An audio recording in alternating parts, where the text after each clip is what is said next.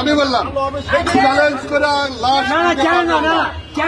আমি ওই ভুলে যান, বলে দিলাম এই লাশটা মারা গেছে কি কারণে? ডাক্তার কি লিখছে? বেশি কথা বলবে না। ডাক্তার লিখবে যে স্ট্রোক করে মারা গেছে, তার গলায় ফাঁস দিয়ে মারা গেছে অথবা বিষ খাইছে। তোর কথায় কোনো দাম আছে? আমার কথায় কোনো দাম আছে? না আমি সেই কি লেখা আছে?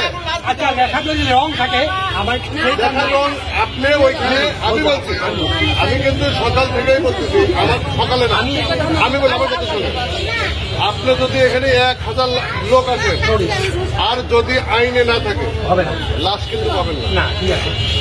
আমি পরিষ্কার।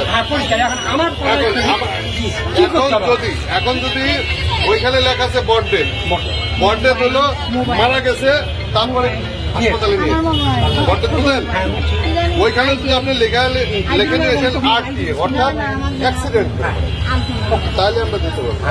স্বরাষ্ট্র মন্ত্রণালয়ের নির্দেশনা আছে 2010-11 সালে প্রত্যেকটা অস্বাভাবিক মৃত্যুতে হয়েছে তার পোস্টমর্টম করতে হবে।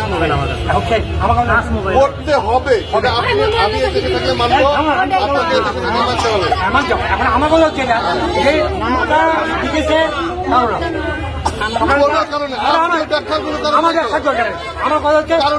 কারণ আছে যে আমাকে আমি ওটা বলে ওটা তাই লিখে নিয়েছেন, এই কাগজ আপনি দিব, আপনার লোক যায়, আপনার লোক যায়, আমি যাচ্ছি, আমার লোক ভাবি যাবো, আপনার লোকটা সারাদিনই ছিল, আমার সারাদিন এই কথা মানে আমাদের সময়ের দাম নেই, আপনার সময়ের দাম আছে। আমার অফিসার জন্য ছিল, আপনি কইছিলেন আমি স্যার ভগিয়েছিলাম, তাহলে তখন আপনি আসেন আমাকে বলছেন, আমাকে এখানে আসতে বলছেন। এখানে তো লোক, আমার কাছে কিছু লোক আসছিল, আমিও আসছিলাম, তখন আমার সাথে কথা বলে না আপনার সাথে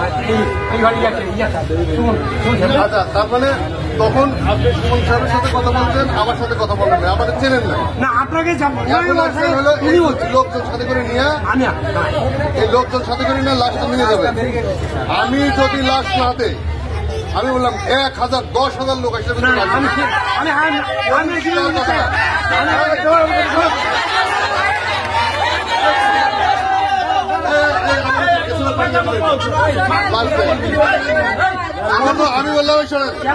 আমি বললাম চ্যালেঞ্জ করে লাশ ওই ভুলে যান, বলে দিলাম আইনের মধ্যে থাকলে লাশ ফেলে পাবে না। কথা একটা আপনি একা এখানে থাকবেন, সব বেড়ে যাবে, তারপরে কথা, তারপরে কোনো কথা নেই। যদি মনে করেন চ্যালেঞ্জ, মুরব্বী হিসাবে সব লোক বেড়ে যাবে, বেরো চলে যাবে, কথা বলেন।